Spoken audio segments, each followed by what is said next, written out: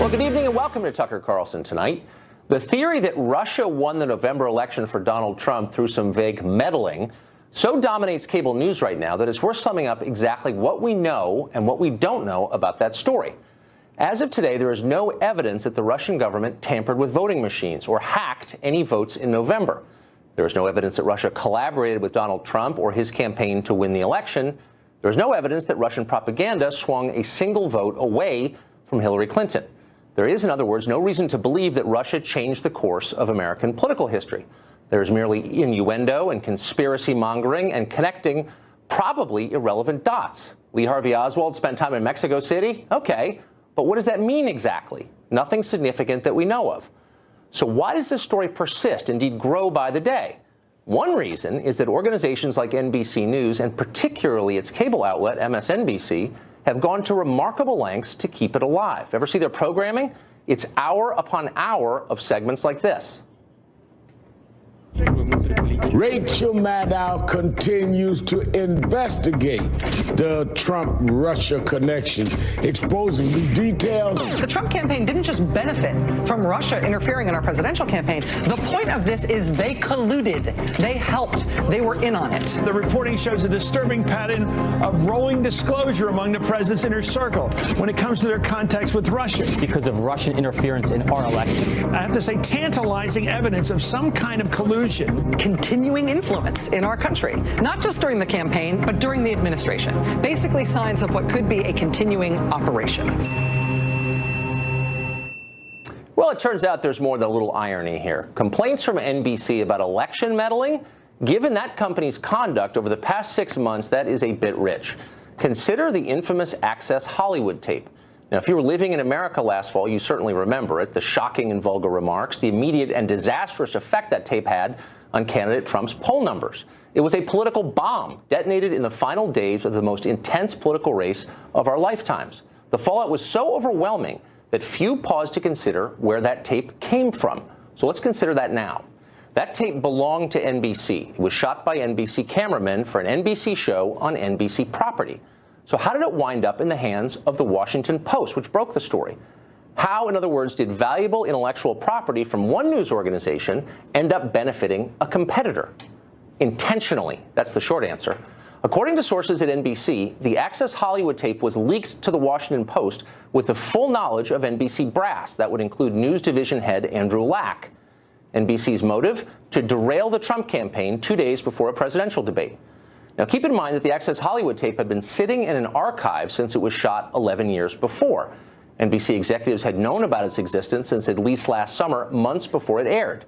Concerned about being accused of partisanship and perhaps worried about California's strict wiretapping law, which prohibits the recording of subjects without their knowledge, the network sat on it. But as November approached, the temptation to shut down the Trump campaign became too much. And so NBC rose to the defense of Hillary Clinton and leaked that tape. And then they lied about it. Now, if you're a news organization and someone stole the story of the year out of your office, wouldn't you want to know how that happened? You'd think you would. And yet, as far as we can tell, NBC News has never conducted a meaningful internal investigation into how that tape wound up at the Washington Post. That's because they already knew the identity of the leaker. It was them. Now, all of this is more or less common knowledge, or at least commonly suspected in the tiny world of the TV news business. As we said, Andrew Lack knew about it. So apparently did Today Show anchor Matt Lauer. And yet until now, nobody bothered to tell the public. We're doing that. By the way, we asked Lauer and Lack and the NBC PR department for their response to all of this earlier today. They declined comment. Still, the obvious question hangs in the air since we've been talking so much lately about election tampering, and it's this. What do you think played a bigger role in the 2016 race, the Access Hollywood tape or the Russian government? That's an obvious one. Just because NBC's effort failed and Donald Trump won anyway doesn't mean it's irrelevant. NBC News lied to the public to help destroy a politician they didn't like. We know that. We know they wouldn't do it again, do we? Do we know they're not doing it now? Unfortunately, we don't know that. And now to a Fox News alert. The hits keep coming. NBC at it again. This time their cable outlet has reported what it says is President Trump's tax returns from the year 2005. The White House has responded tonight. Trace Gallagher is here with the details. Hey, Trace.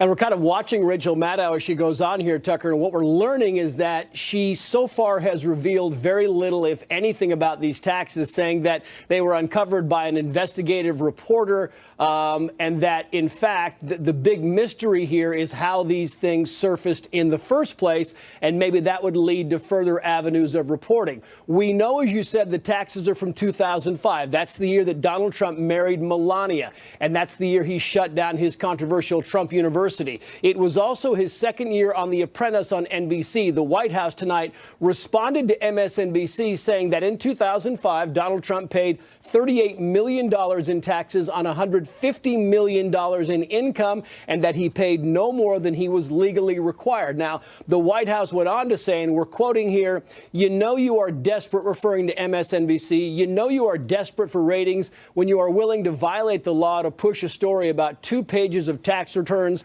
from over a decade ago." Of course, income wouldn't be the big revelation here, considering that we know in 1995, Mr. Trump declared a $916 million loss, which would have allowed him to legally avoid paying any taxes for up to 18 years.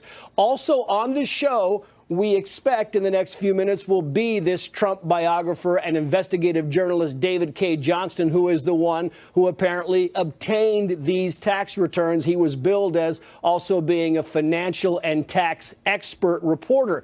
Last year, Johnston is also the one, you may recall, who asked the New York Attorney General to investigate Trump's charitable foundation as well as his tax returns. What journalists have been actively looking for in any of these tax returns or documents is any financial ties, particularly suspect financial ties, maybe even to Russia.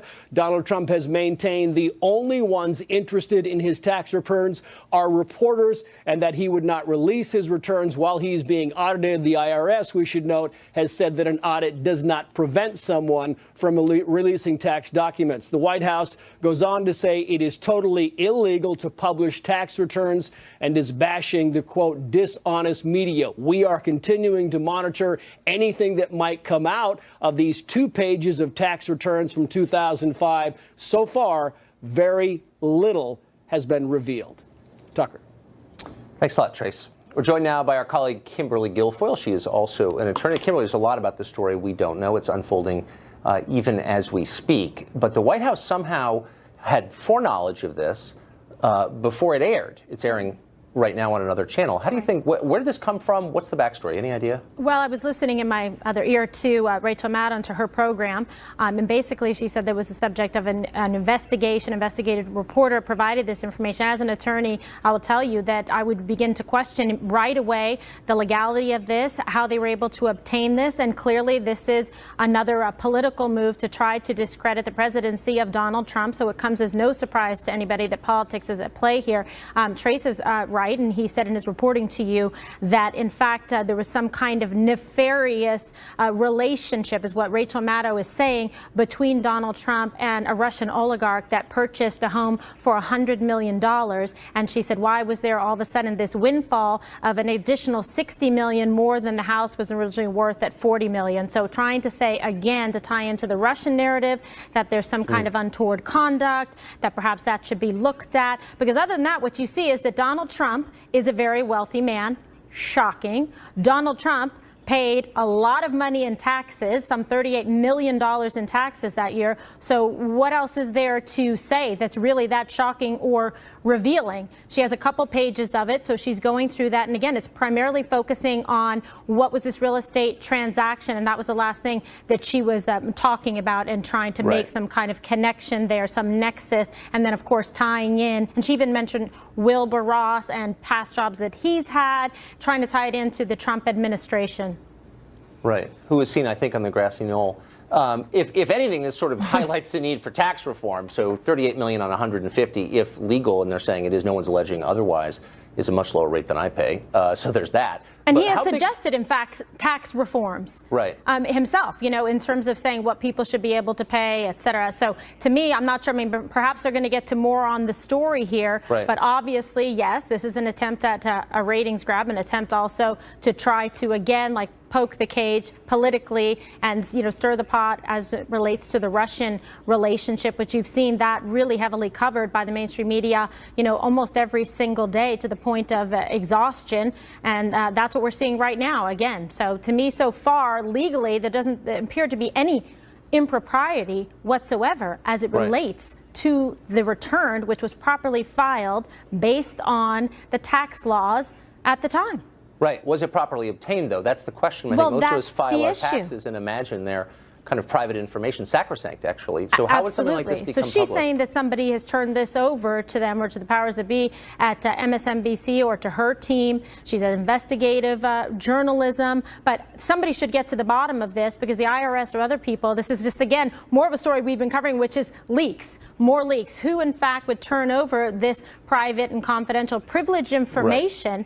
They're doing so at their own peril because if you find out who did this, there could be serious, you know, legality issues here. And also, I'd be concerned, you know, as a journalist, if you proffer this information and essentially publish somebody's tax returns and their private information. Yeah, I mean, what's ironic, of course, is I think a lot of people in the press assumed that President Trump had paid nothing in taxes. That was certainly the allegation, and he didn't really deny it, actually, during the campaign. Here you have him paying $38 million on 150. The final question, is there any scenario that you can think of where a tax return might be public, other than if it was released by the person who filed it? Yeah, other than somebody filing it themselves, no. But she doesn't have the complete return. So there's just a couple pages that she's focusing on, I believe, like the 1040 statement. So, you know, we'll have to see what the rest of the reporting on it, you know, reveals. But right now, the headline, the thrust of it was Russia, real estate, oligarch, like, you know, buzzwords that they're using to try to demonize and scare everyone. They like to throw out the oligarch thing because that, like, makes everybody shock and awe. Russia. Right, Russia. KG, it's great to see you tonight. Thank you for that. Just don't say KGB. I will not say KGB. Oh, my goodness.